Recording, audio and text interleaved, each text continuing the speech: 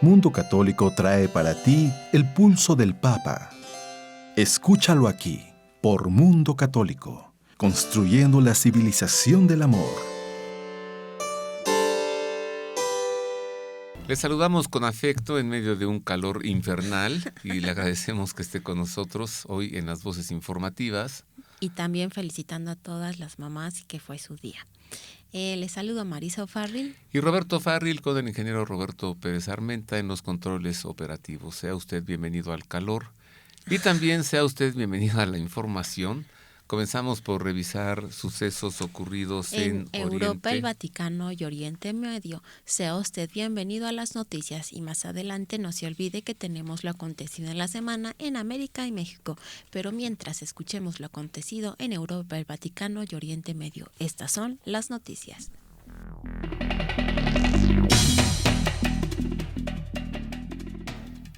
Comenzamos con información del Papa para referirle que durante la audiencia general del pasado 8 de mayo aseguró que también hoy se necesitan evangelizadores apasionados y creativos para que el Evangelio alcance a quienes todavía no lo conocen y pueda irrigar de nuevo las tierras en donde las antiguas raíces cristianas se han secado. De hecho, como cristianos, explicó el Papa, nuestra vocación y misión es ser signo e instrumento de unidad y podemos serlo con la ayuda del Espíritu Santo, anteponiendo lo que nos une ante lo que nos ha dividido o nos sigue dividiendo.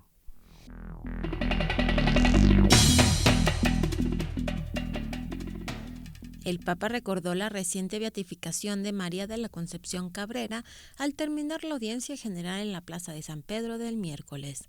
El Santo Padre mencionó que el pasado 4 de mayo fue proclamada beata en la Basílica de la Virgen de Guadalupe María de la Concepción Cabrera, madre de familia, que testimonió el valor salvífico de la cruz de Cristo. Se trata de la primera laica mexicana en ser elevada a los altares. Además, el Papa explicó que la nueva beata inspiró la fundación de varias instituciones religiosas y laicas y pidió un aplauso para la nueva beata, Conchita.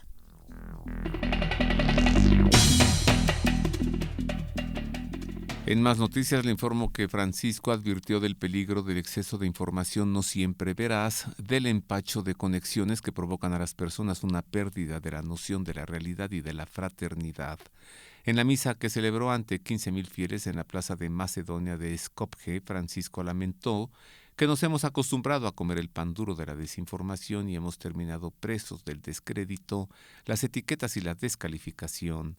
Hemos creído que el compromiso saciaría nuestra sed y hemos acabado bebiendo de la indiferencia y de la insensibilidad. Nos hemos alimentado con sueños de esplendor y grandeza y hemos terminado comiendo distracción, encierro y soledad. Nos hemos empachado de conexiones y hemos perdido el sabor de la fraternidad, así lo dijo el Papa.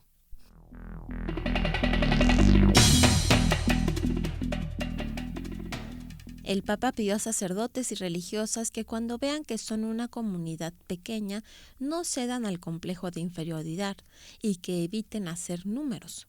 Durante el encuentro que tuvo con sacerdotes del rito bizantino, sus familias y religiosas en la Catedral del Sagrado Corazón de Jesús de Skopje, Macedonia del Norte, el martes 7 de mayo, el Santo Padre escuchó el testimonio de un sacerdote bizantino acompañado de su familia, de un sacerdote de rito latino y de una religiosa. Como respuesta al testimonio de la religiosa, el Papa subrayó la necesidad de no ceder a cierto complejo de inferioridad cuando los cristianos son pocos.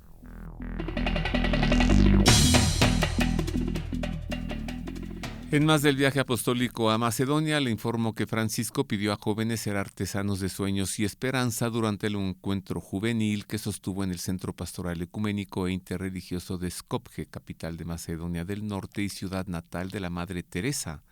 Al inicio del encuentro, el obispo de Skopje, Monseñor Kiro Stojanov, regaló simbólicamente al Papa pan y sal. Luego hubo 3 testimonios intercalados por cantos y bailes, una pareja cristiana mixta de un católico y una ortodoxa, una joven musulmana y una joven católica de rito bizantino. Durante su discurso, el Papa respondió a las preguntas de los jóvenes y los animó a seguir el ejemplo de la Madre Teresa, quien dijo no tuvo miedo a soñar.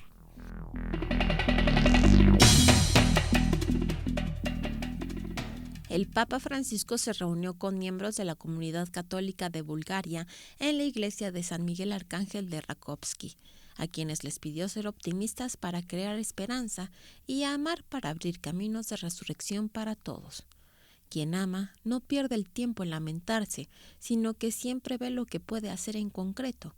Como dijo el Papa Juan, no he conocido nunca a un pesimista que haya terminado algo bueno.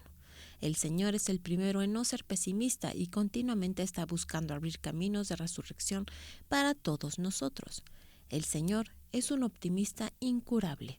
Siempre intenta pensar bien de nosotros, de llevarnos hacia adelante, de apostar por nosotros, destacó el Papa.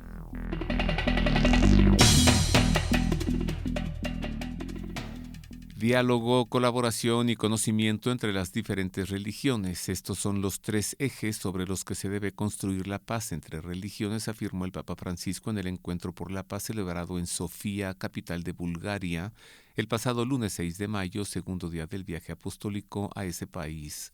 Estamos llamados a ser constructores artesanos de paz, señaló Francisco en un evento de gran carga espiritual y emocional, bajo una intensa lluvia en la que participaron líderes religiosos católicos, ortodoxos, armenios, protestantes, musulmanes y judíos. Para simbolizar esa pluralidad, el evento comenzó con un sencillo acto en el que un niño encendió 6 velas que representaban a estas 6 confesiones religiosas.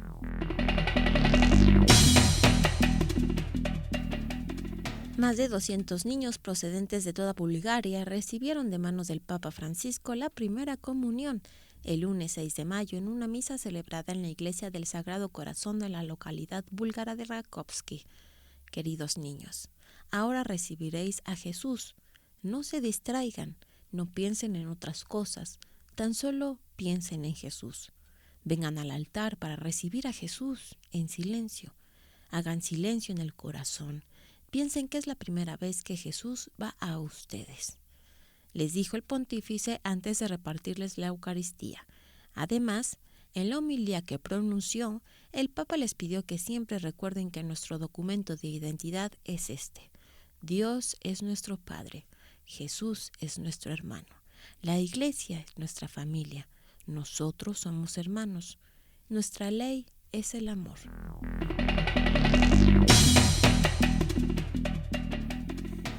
En más noticias, en el segundo día de su viaje apostólico por Bulgaria y Macedonia del Norte, Francisco visitó el centro de refugiados Brasdevna, localizado en la periferia de Sofía, capital de Bulgaria.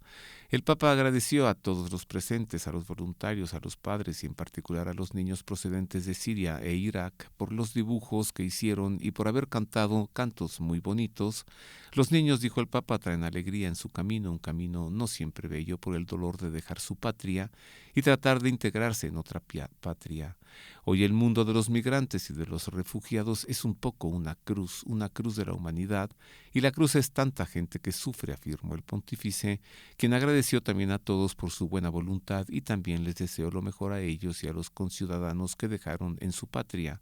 Que Dios los bendiga y recen por mí, dijo, como ya es su costumbre.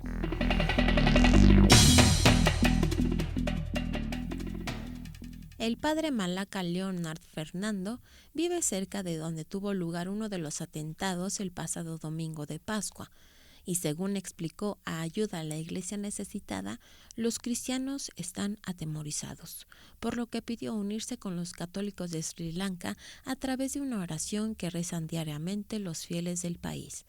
El padre Malaca precisó que aunque la población ha sufrido durante los 30 años de guerra contra los terroristas, no esperaban que algo así pudiera ocurrir en su país. Pensábamos que Sri Lanka había recuperado la paz, pero con estos atentados todas nuestras esperanzas se han desvanecido.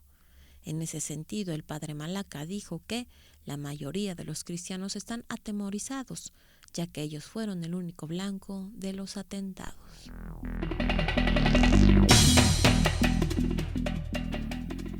La Santa Sede informó de una celebración presidida por el Papa Francisco el 12 de mayo, cuarto domingo de Pascua, para ordenar sacerdotes a un grupo de diáconos. A las 9:15 de la mañana, Francisco celebra la Santa Misa en la Basílica Vaticana y confiere la ordenación presbiterial a algunos diáconos, informó el pasado lunes la sala de prensa de la Santa Sede. Además, indicó que la misa es concelebrada por el vicario general de Roma, el cardenal Angelo de Donatis, los obispos auxiliares y los párrocos y superiores de los seminarios de donde proceden estos sacerdotes nuevos.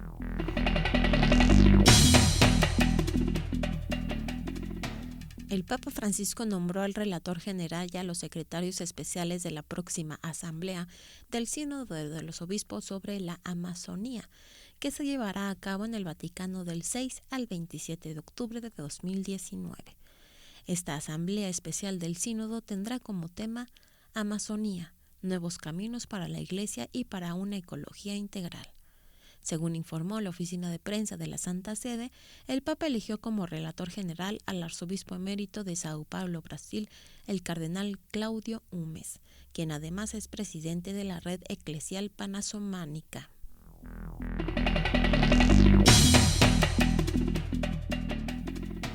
En información procedente de Polonia, le doy a conocer que las autoridades polacas detuvieron a Elżbieta Podlesna, una mujer de 51 años de edad acusada de haber profanado la imagen de la Virgen de Częstochowa con la bandera gay. El ministro del Interior, Joachim Brudzicki, indicó en su cuenta de Twitter que la mujer fue arrestada por profanar a la Virgen María de Częstochowa, patrona de Polonia, y una querida advocación de San Juan Pablo II.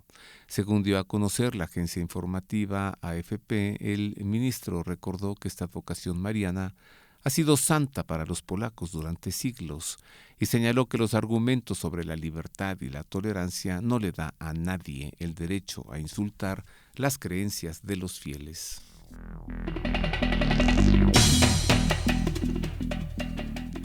Esto fue lo acontecido en esta semana en Europa, el Vaticano y Oriente Medio. Usted ha quedado informado. Vamos ahora hasta Roma para entregarle la crónica en lengua española de la audiencia general del pasado miércoles, cuando el Papa Francisco se refirió a la nueva beata mexicana Concepción Cabrera de Armida. Este es el resumen de la audiencia general en lengua española. Radio Vaticana, la radio del Papa.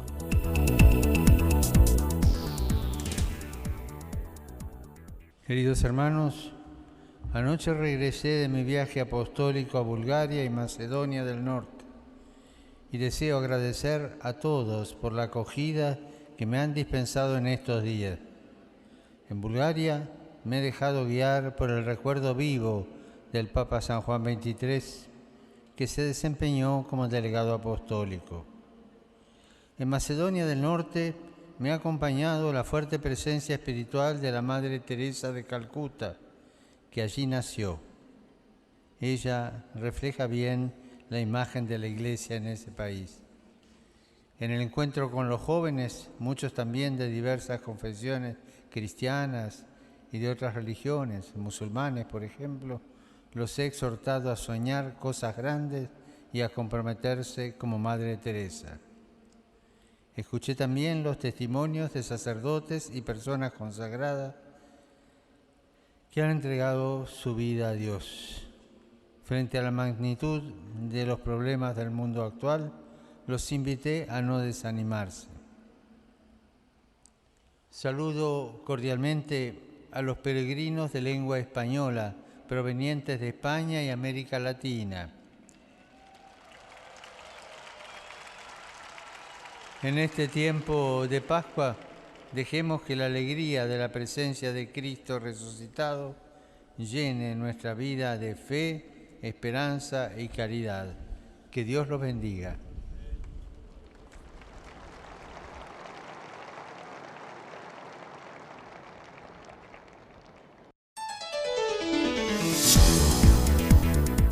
Radio Vaticana, la radio del Papa.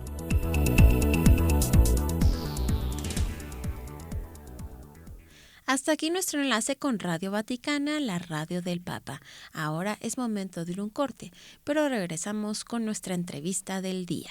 Vamos a una breve pausa comercial y regresamos con más. No se vaya. Póngase en contacto con nosotros a través de nuestro correo electrónico elpulsodelpapa@pericreer.com. Y continuamos con más calor, queridos amigos. Continuamos con más noticias aquí en los servicios informativos de Ver y Creer. Hablemos sobre un problema que pues sufren muchas familias y a veces no saben detectarlo y cuando lo detectan no saben qué hacer. Me refiero al llamado déficit de atención e hiperactividad. Quien tenga un niño que es muy activo o una niña muy activa, pero que además no le va bien en la escuela porque saca malas calificaciones, no es porque sea poco inteligente, es porque es desatento. Y este es precisamente ese déficit de atención e hiperactividad. Y para ello recibo con afecto a María Elena Frade, quien ya está aquí en los estudios. Bienvenida, María Elena. Ay, gracias por invitarme, de verdad. No, pues gracias muy por agradecida. meterte a esto y por darlo a conocer y promoverlo y también por atenderlo. Mil gracias. A ver, yo recuerdo, ¿no? Ya desde hace muchos años que se empezó a mencionar esto y que se resuelve con vamos a darle al niño una pastillita y que se esté quieto. ¿Es así?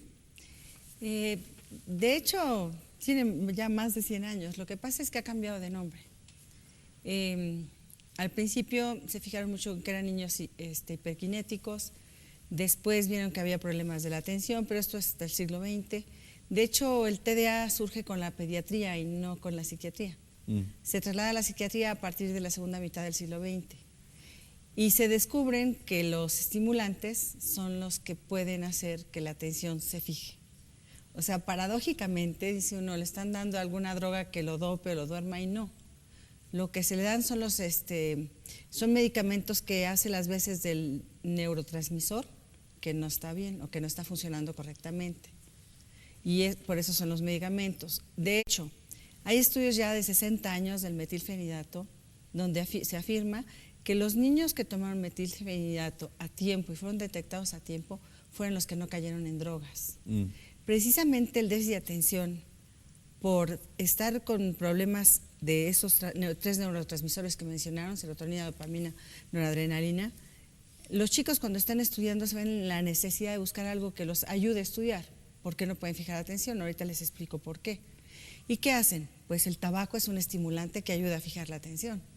¿Cuánta gente no estudió con tabaco y con café? Porque fijan la atención. A ver, Lo malo es que Elena, hacen adicciones. Esto es muy interesante, o sea, uno pensaría, es lo contrario, no hay que darle al niño una pastilla para que se esté quieto, al contrario, el estimulante provoca que fije su atención. Así ¡Wow! Es paradójico, todo el mundo cree que se las dan drogas y no son lo que funciona para que esos niños pongan atención. Es cuando yo les digo atención, a veces parece que estoy hablando de la voluntad de las personas y no tiene que ver con eso. Lo que realmente está dañado en el déficit de atención son las facultades ejecutivas, no las intelectuales. Luego dicen, es que son chicos muy inteligentes, que son muy creativos. Bueno, eso ya lo traen por genética o porque cada persona es distinta. Pero lo que traen también genético, porque este es un trastorno que se hereda, y en el 85% de los casos que es muy alto, ¿verdad? Causa que tengan ese problema de atención que es exactamente lo que va a dirigir a la inteligencia para que se lleve a cabo. Si yo soy muy inteligente, genio, y tengo déficit de atención, es como si trajera un Ferrari sin llantas. Sí tengo el megamotor, el carrazo, pero no hay con qué correrlo. Entonces, no puedes fijar tu atención en una actividad. Exacto. Y lo que hace la atención, lo que está a la base de todo esto es, 1, iniciación. Les cuesta mucho trabajo iniciar tareas. 2, planear y organizar. Es decir, voy al paso 1, al paso 2, al paso 3 y llego al 4 como consecuencia. O sea, la mente humana está acostumbrada a llevar a cabo los planes de la inteligencia y la atención organiza y planea. También tienen problemas con la memoria de trabajo, que es la memoria RAM del ser humano. Esta memoria de trabajo, ¿qué hace? Si yo me aprendo las cosas, se va a mi memoria. Pero cuando yo quiero resolver un problema, saco de la memoria información y la echo a andar en una respuesta. Por ejemplo, cuando estudio para un examen es lo que sucede. Me hacen preguntas, yo saco de mi memoria lo que estudié y resuelvo el examen. Si leo un libro, pues me tengo que acordar de lo que dice arriba para entender lo de abajo y toda la consecución del libro. Cuando no hay problemas de memoria de trabajo, no entiendo lo que leo porque no puedo asociar o mi memoria de trabajo no está trabajando para enlazar la consecuencia del capítulo 1, 2, 3 y 4 de un libro. Entonces, ¿qué pasa? Un niño así llega y truena su examen de comprensión. Está sumando, se le olvida que lleva, entonces no pone el número arriba y suma mal. Entonces, en consecuencia, las matemáticas también pueden ir mal. Y entonces los papás o los profesores del niño pueden pensar, ese niño es flojo o ese niño no estudia. Exactamente. Mire, así o más fácil. ¿Y qué hacer? ¿Qué hacer en estos casos? Cuando una mamá tiene un bebé, un hijo, pues es maravilloso, un regalo, y yo no me doy cuenta que a lo mejor es muy inquieto. O digo, bueno, es como yo cuando era chiquita, o el papá dice, yo así era. Cuando llegan a la escuela, a kinder, empiezan a tener problemas sociales. Empiezan, pues, que muerden o que tienen el impulso de pegar, porque otra de las facultades ejecutivas es la inhibición. No inhiben conductas ni lenguaje, y al pasar a eso tienen un impulso, le pegan al compañero y se meten en problemas. Como comúnmente se dice, no tienen filtros. Exacto, no hay filtro. Exacto. Lo que le pasa a la gente cuando bebe, que se le quita el filtro, es lo que les pasa a ellos todo el tiempo.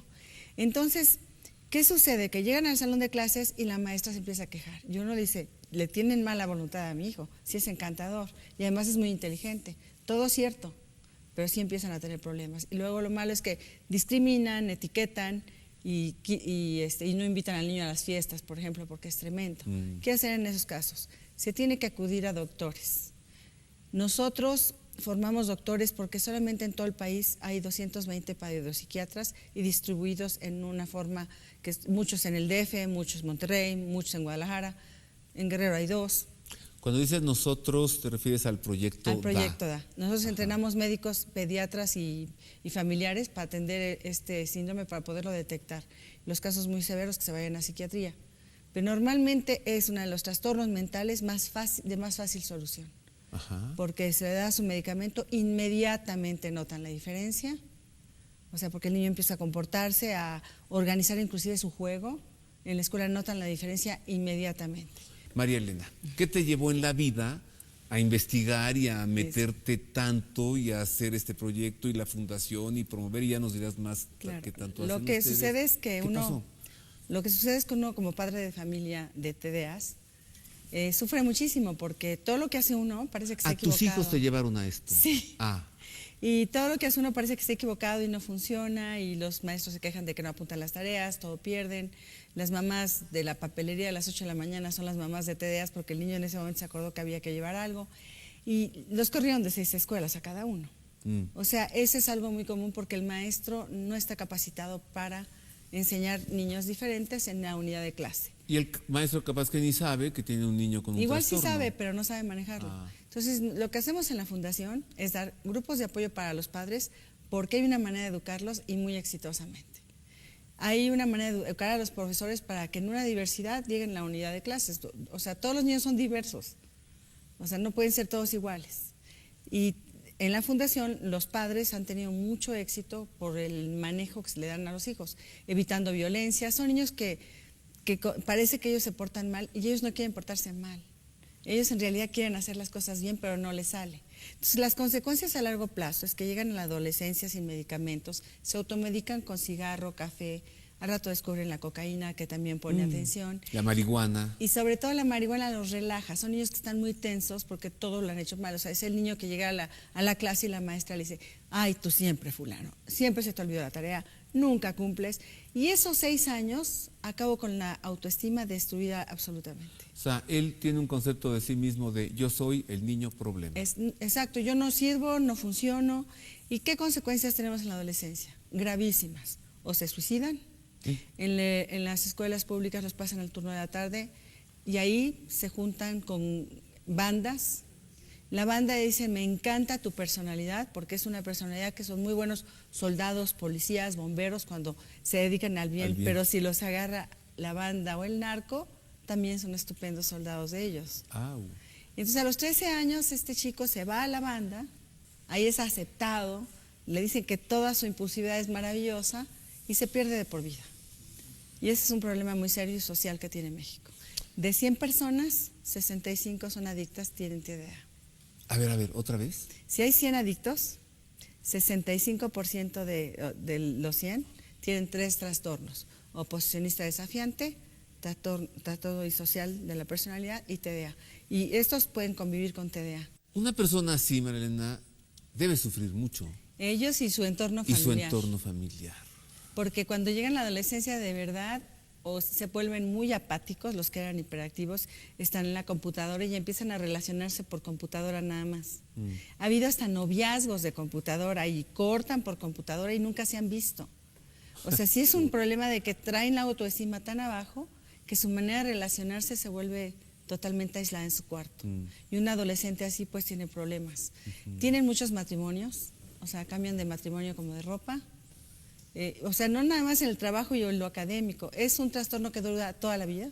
Así se nace y se muere. No se cura nunca. No es, antes se pensaba que de niños lo tenían y de adultos no. Lo que sucede es que hay personas que tienen estrategias que pueden más o menos ayudarlos a salir adelante y no hay tanto problema. Pero hay personas que no. Hay personas que van a tener hay severidad. Un TDA menos fuerte y otro muy fuerte. Se presenta de 3 maneras: inatentos, impulsivos e hiperactivos, e inatentos, impulsivos e hiperactivos, con todo. Hay más niñas inatentas que hombres y son difíciles de detectar porque son muy hábiles para moverse en el salón de clases y que no detecten que no está trabajando bien. O sea, socialmente son hábiles en ese sentido.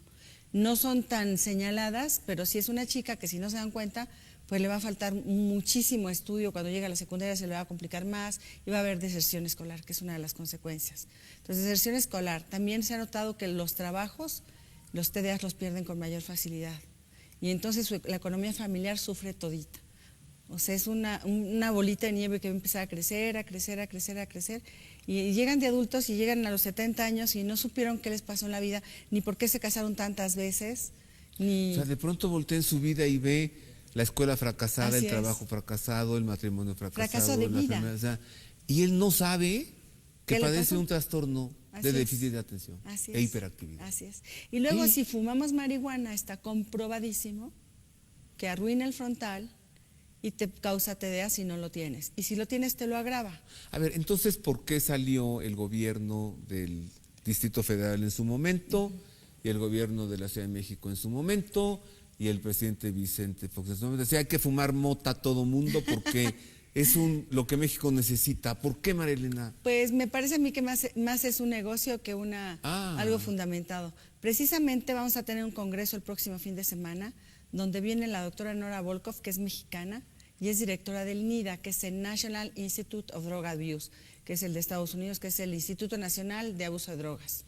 Ella ha demostrado científicamente el cambio morfológico del cerebro cuando se fuma marihuana. No solamente provoca TDA, sino que lo aumenta, pero aparte las personas que tienen genética de esquizofrenia, si no se les va a desarrollar, esto se los detona. Esto lo detona. Exacto. ¿Y Entonces la vamos a tener psicosis? más enfermos mentales con menos. Exacto. ¿La marihuana detona psicosis? Así es. ¿Detona depresión? No, esa no, No. que yo sepa, nomás bien las relaja, pero el problema es que lo toman como un relajante cuando hay otras cosas para relajarse. La doctora Nora Volkoff demuestra 2 cosas: el daño al cerebro y que los estados de Estados Unidos que aceptaron la marihuana aumentó la adicción y aumentó la violencia. A ver, ¿y qué tal Holanda? Pues ¿No ya la acaban de quitaron, echar marcha claro, para atrás? por supuesto. Aquí todos los holandeses pueden fumar mota y tronárselas aquí, Y ya no. Y de pronto, Claro. ¿por qué lo revirtieron? Pues porque notaron que sus ciudadanos pues no estaban muy cuerdos, que estaban haciendo tonterías. O sea, ¿cuánto cuesta en un trabajo o en una escuela que no esté uno rindiendo? Que se me olvidó el detallito que tenía yo que poner el numerito correcto y la contabilidad está mal o los impuestos están mal. O sea, cuesta mucho en la vida. Es muy caro tener TDA si no se atiende. En cambio, si le doy el medicamento al tiempo, me ahorro el tabaquismo, el café, la cocaína, la marihuana y el alcohol para relajarme, porque si tengo autoestima baja, pues con 2 traguitos le llega una chica. Y es lo que pasa. Entonces empiezan a tomar alcohol antes de lo que deben. Claro. Y se vuelven Por eso alcohólicos. se embriagan para Así tener elocuencia. Relax, exacto. Ay. No es que una persona que nace con el trastorno de déficit de atención sea un delincuente. No. Es que al padecer el trastorno, mejor dínoslo tú. Lo que sucede es esto, nacen TDAs y son maltratados. Y al ser maltratados con violencia, pues se vuelven violentos. Y luego si son expulsados y nadie los quiere, la banda los recibe con afecto y cariño. Y entonces ahí se vuelven delincuentes. Pero eso no corresponde al TDA de ninguna manera. O sea, un TDA, si no es tratado, ¿qué consecuencias tiene? Adicciones, delincuencia, por supuesto, suicidio, pero sobre todo vidas frustradas. No soy bueno en el trabajo, mi jefe, que es más tonto que yo, él sí está ahí, pero pues el jefe no tiene TDA y tú sí. Y no se dan cuenta el porqué de los hechos, ¿no? Si tienen muchas parejas, muchos divorcios, y eso va sangrando toda mi vida, ¿verdad? Porque sale carísimo tener muchas esposas y muchos hijos. Oye, ¿qué han hecho ustedes en la fundación, en el proyecto DA? Claro. ¿A qué se han dedicado en estos 13 años? Como la mejor forma de tratar a un niño TDA es no nada más en casa comprender, sino que en la escuela también tiene que ser abarcado, el médico tiene que detectar y medicar, nos dedicamos a todos esos. ¿Qué hacemos? Como casi no hay psiquiatras, el padre de familia me lleva a su escuela y yo entreno a los maestros de la escuela. O me llevan a los médicos generales o familiares. Así entonces llevamos 50.329 padres entrenados, 2.221 médicos entrenados a detectar esto, 7.097 psicólogos, 15.408 docentes. Yo trabajo muy de cerca con la Nacional Autónoma, por supuesto, ellos supervisan muchas cosas. De hecho, certifican a los médicos que yo entreno. Ajá. Si lo hace la Secretaría de Educación, que también ya lo hicimos con ellos, certifica la Secretaría. En el caso de psicólogos es por la UNAM. Oye, ¿no pudieras decirle al gobierno de la Ciudad de México que deje de estar promoviendo la marihuana? Pues sí, se lo vamos a decir en todos los tonos. ¿Un trastorno? Ningún científico está a favor de eso. Y los padres de familias, si se dieran cuenta que la marihuana hace daño y provoca enfermedad mental, por favor luchen contra eso y díganselos a sus hijos. O sea, no es orgánica, no es tontería eso. Sí hace daño. O sea, todas las medicinas vienen de las plantas, pero esta en concreto hace mucho daño. Oye, Mariana, yo te agradezco mucho que nos hayas platicado de todo esto. Creo que podemos continuar con más de este tema, ¿no? Uy, sí, es un tema bien grave y alto. Muchas gracias. Ay, muchas gracias a ustedes. Ya ve usted, el déficit de atención e hiperactividad tiene ya solución y tratamiento. Hacemos una pausa, queridos amigos, y volvemos con más de los servicios informativos de Ver y Creer. Volvemos con noticias de sucesos ocurridos en el continente americano y también en México. Haga suyo este espacio. Le invitamos a enviar sus sugerencias y opiniones a nuestro correo electrónico elpulsodelpapa@vericreer.com. Y ya estamos de calor, ya estamos de regreso. ¿Qué calor tenemos? 32 grados en la Ciudad de México. Sin brisa marina, sin pues es coco. que sí se advirtió que esta verano iba a ser muchísimo de calor. Bueno, si se advirtió o si no se advirtió, ¿a mí qué? Yo estoy aquí sufriendo el calor o la calor, como quieran. Bueno, continuamos con más calor. Continuamos con más de estos servicios informativos. Revisemos los sucesos de la semana ocurridos en América y en México. Así que nuevamente sea usted bienvenido a las noticias.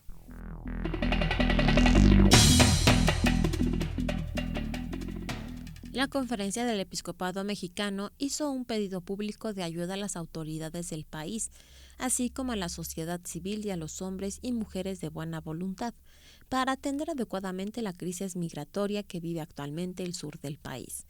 En un comunicado titulado Petición de Ayuda, publicado el 7 de mayo, los obispos señalaron que si bien los mexicanos siempre nos hemos caracterizado por nuestra alegría, solidaridad, buen trato y hospitalidad, ante las recientes caravanas de migrantes, algunos han asumido actitudes de rechazo, indiferencia, xenofobia, discriminación y racismo.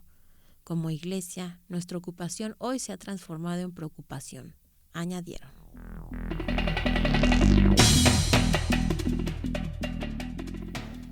En más noticias de México, le informamos que el pasado sábado 4 de mayo fue beatificada en la Basílica de Guadalupe Concepción Cabrera de Armida, quien se convierte así en la primera mujer mexicana, esposa y madre de familia, elevada a los altares. La nueva beata se caracterizó por tener varias facetas en su vida, entre las que destacan ser madre, esposa mística y escritora prolífica. La celebración de beatificación, la Santa Misa, tuvo lugar acerca del mediodía, presidida por el cardenal Angelo Becciu, prefecto de la Sagrada Congregación para las Causas de los Santos, en la que participaron unos 80 obispos. Durante su homilía, el cardenal Becciu recordó a Concepción Cabrera como una figura maravillosa en sus diferentes aspectos de esposa, madre, viuda, inspiradora de institutos religiosos y de iniciativas apostólicas.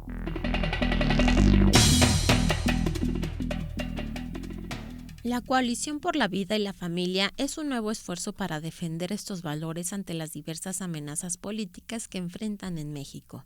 En diálogo con la agencia informativa Así Prensa, Carlos Ramírez, integrante de la coalición, explicó que se trata de una federación de grupos, asociaciones y movimientos del estado de Guanajuato enfocados en generar cultura a favor de la vida y la familia y en hacer contrapeso político a las acciones que atenten contra ellas. En los últimos meses, diversas iniciativas se han presentado en congresos locales y en el Parlamento Nacional para abrir las puertas al aborto y a la ideología de género.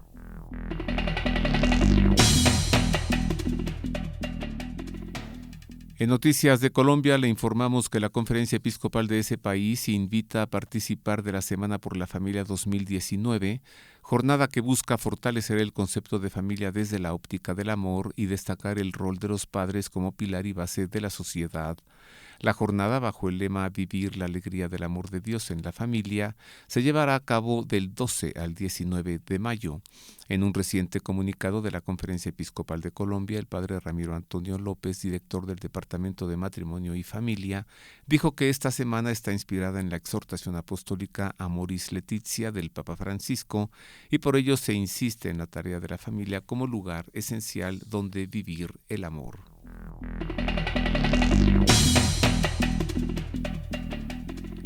Miles de personas presenciaron el pasado fin de semana una ecografía en 4D, transmitida en vivo a decenas de pantallas del Times Square en Nueva York, en los Estados Unidos. Este acto en respuesta a la nueva ley del Estado que permitirá el aborto durante todo el embarazo. A través de esta tecnología se puede revelar latidos del corazón, rasgos faciales como sonrisas y bostezos y otras características únicas de un bebé en el útero. La ecografía fue el acto principal del evento Alive from New York, iniciativa llevada a cabo el sábado 4 de mayo por la organización Pro Familia Focus on the Family y que ha sido considerada como el evento pro vida más importante de la historia de la ciudad.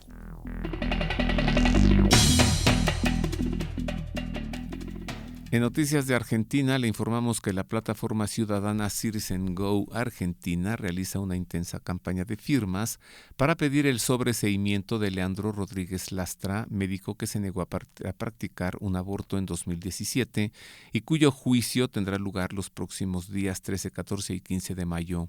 Leandro Rodríguez Lastra, jefe del servicio de ginecología del Hospital Pedro Mogilansky de la ciudad de Chipoleti, fue denunciado e imputado por negarse a practicar un aborto a una mujer que cursaba 5 meses de embarazo.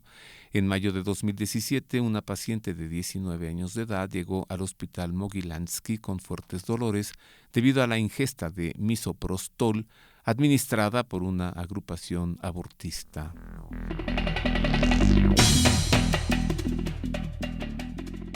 El sábado 4 de mayo, miles de ciudadanos de Piura, en Perú, participaron del segundo y la 11ª Marcha y Festival por la Vida bajo el lema «Defender a tu bebé es más que una cuestión de fe». El evento inició a las 4 de la tarde y fue organizado por el arzobispo de Piura en el marco de la celebración del Día del Niño por Nacer. Durante el recorrido, las principales calles ciudad estuvieron abarrotadas de pancartas, banderas, globos y pañoletas celestes. En su mensaje, el arzobispo exhortó a estar alertas y vigilantes para condenar y rechazar cualquier intento por aprobar el aborto en el país.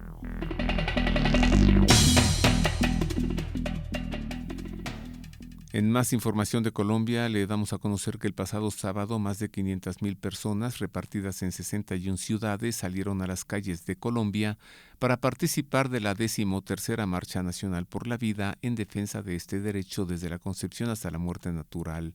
La marcha, con el lema Elijo las dos vidas, tuvo lugar en ciudades principales como Barranquilla, Bogotá, Medellín, Bucaramanga, Popayán, Cartagena, Villavicencio, Cali, Manizales, Pereira, entre otras. En entrevista con la agencia Así Prensa, Jesús Magaña, organizador de la marcha, dejó en claro que la marcha de este año fue un éxito completo porque en las ciudades más importantes se llenaron las plazas principales y hubo adhesión de diferentes políticos, candidatos y congresistas.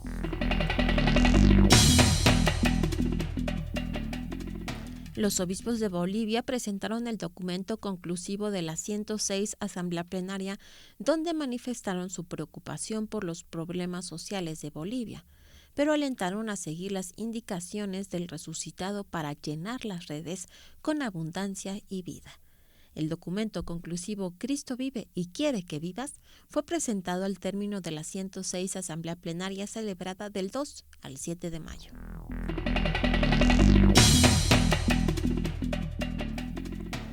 En noticias de Venezuela, la Comisión de Justicia y Paz de la Conferencia Episcopal de los Obispos de ese país rechazó la violencia que el gobierno de Nicolás Maduro ejerce contra los manifestantes que desde el 30 de abril protestan en las calles y que hasta el momento han dejado 5 muertos, más de 300 heridos y 240 personas detenidas.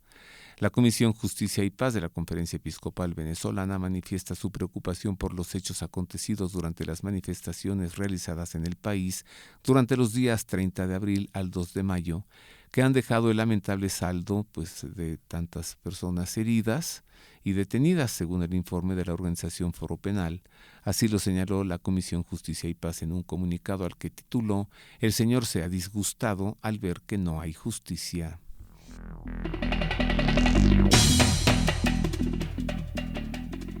El obispo de San Cristóbal en Venezuela, Monseñor Mario Moronta, afirmó que grandes líderes del gobierno fueron a pedir asilo a la Iglesia en Venezuela en caso cayera el régimen de Nicolás Maduro. Según informó la diócesis de San Cristóbal, el prelado hizo esta revelación durante la misa dominical. Hace pocos días, algunos de los grandes líderes del gobierno fueron a pedir a la Conferencia Episcopal derecho de asilo si caía el gobierno, señaló. El prelado hizo esta afirmación al recordar el derecho de la Iglesia a refugiar a las personas cuando sus vidas corren peligro, como ocurrió hace varios años cuando políticos oficialistas tuvieron que esconderse en muchas de nuestras iglesias.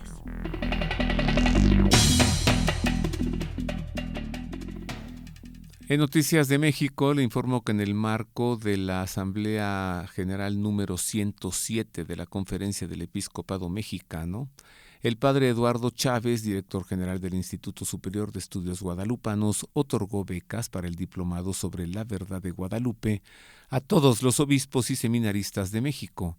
La entrega de las becas se realizó en el último día de la Asamblea, el 3 de mayo, a nombre del Arzobispo Primado de México, el cardenal Carlos Aguiarretes, gran canciller del Instituto Superior de Estudios Guadalupanos. El diplomado, llamado Sobre la verdad de Guadalupe, cuenta con el aval de la Santa Sede y también con el reconocimiento de la Universidad Pontificia de México.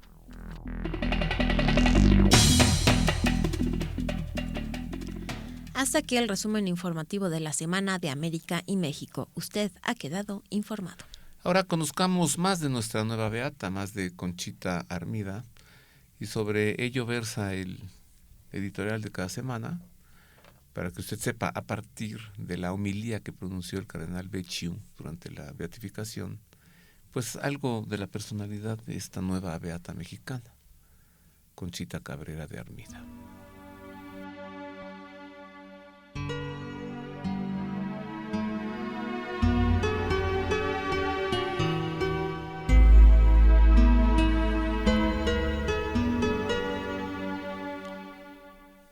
El día 3 de marzo de cada año se celebrará la memoria litúrgica de la Beata María de la Concepción Cabrera de Armida, tal y como lo expresa la Carta Apostólica del Papa Francisco, mediante la que concede que sea llamada Beata.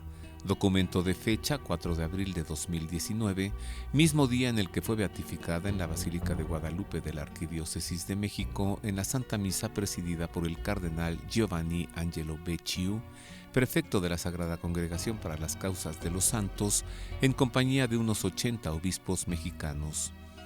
En la homilía, el cardenal Becciu expresó que Concepción Cabrera ha sido una figura maravillosa en sus diferentes aspectos de esposa, madre, viuda, inspiradora de institutos religiosos y de iniciativas apostólicas, que, animada por una fe profunda y por una caridad sin medida, por una parte se encaminará en un largo itinerario ascético y místico, por otra parte se dejará consumir por un celo incansable que junto a su ferviente fantasía creadora le llevará a hacer que surjan nuevas familias de vida consagrada en la Iglesia.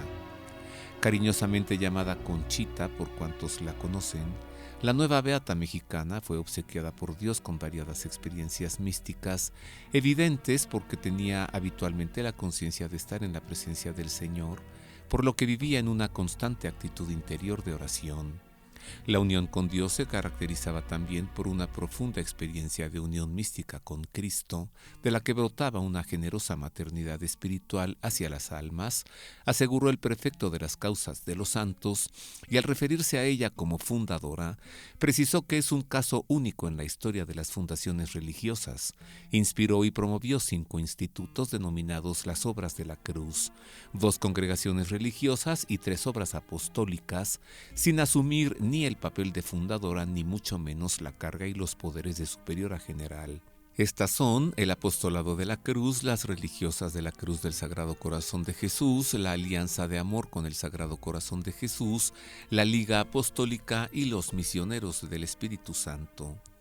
La beatificación de Concepción Cabrera se traduce en una mayor gloria de Dios, en un mayor bien de la Iglesia, en una honra para México y en orgullo para los mexicanos. Fue una mujer mexicana fuerte y creyente, cuyo fuerte deseo apostólico fue el de salvar las almas, de convertir a los pecadores por cuya salvación ofrecía sus sufrimientos voluntarios.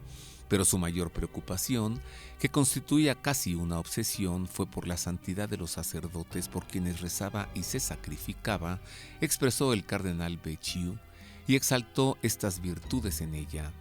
Los momentos difíciles y dolorosos que le llevaron a configurarse cada vez más a Cristo sobre la cruz no le hicieron perder su jovialidad natural. Esto es indicador de su total comunión con Dios, de quien experimentó de modo concreto la paternidad. Su casa estaba llena de alegría y de animación, simplicidad, dulzura, afabilidad, eran los principales rasgos de su carácter.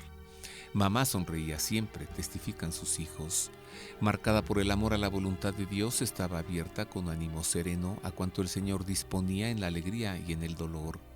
Nos encontramos frente a una mujer de fuerte personalidad, dotada de dotes excepcionales, tanto humanas como cristianas. Una mujer de oración y de celo apostólico que, anticipando los tiempos, encuentra en sí la fuerza moral para imponerse como líder en el campo social y en el ámbito eclesial. Supo realizar una magnífica síntesis de contemplación y de acción. Las figuras evangélicas de Marta y María se encuentran fusionadas y sincronizadas en la existencia de la nueva beata. Ella se nos presenta hoy, especialmente a las mujeres, como un modelo de vida apostólica. Oraba y actuaba. Tenía la mente fijada en el cielo y los ojos vueltos hacia la tierra. Adoraba y exaltaba la grandeza de Dios y se ocupaba de las miserias y de las necesidades de los hombres. Al término de la homilía, el cardenal Becciu expresó el deseo de que la Iglesia, que está en México, sepa imitar la mirada profética y el corazón abierto a los hermanos, con una generosa labor apostólica que encuentre su raíz en la fe cristiana, sublime patrimonio moral y cultural de esta nación. Que con su intercesión nos ayude a escuchar las actuales voces suplicantes de cuantos experimentan una pobreza espiritual o material y responder a ella con esa fantasía de la caridad que distingue a los fieles discípulos del Evangelio. Por eso le imploramos: Beata María Concepción Cabrera, ruega por nosotros.